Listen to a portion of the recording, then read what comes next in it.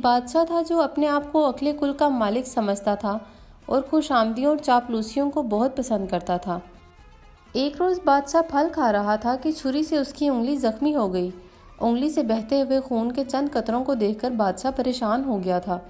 وزیر نے یہ دیکھا تو بادشاہ سے عرض کیا، بادشاہ سلامت، فکر کی کوئی بات نہیں، اس میں ضرور اللہ کی کوئی حکمت پوشیدہ ہوگی۔ بادشاہ یہ سن کر ناراض ہوا کہ اس کی انگلی کٹ گئی ہے اور وزیر فرماتے ہیں کہ اس میں اللہ کی کوئی حکمت پوشیدہ ہوگی۔ داروغہ جیل کو حکم دیا کہ اس وزیر کو جیل میں ڈال دو۔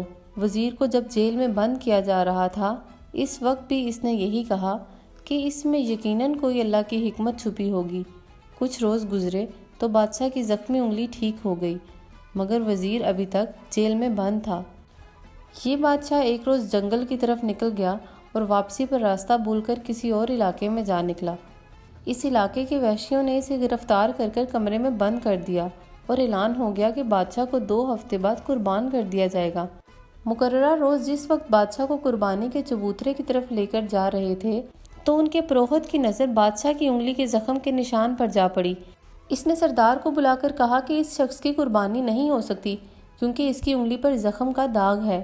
یوں بادشاہ کو آزاد کر دیا گیا اور وہ وحشی اسے سرحد عبور کرانے کے بعد اس کے ملک کی سرحد تک چھوڑ گئے تھے۔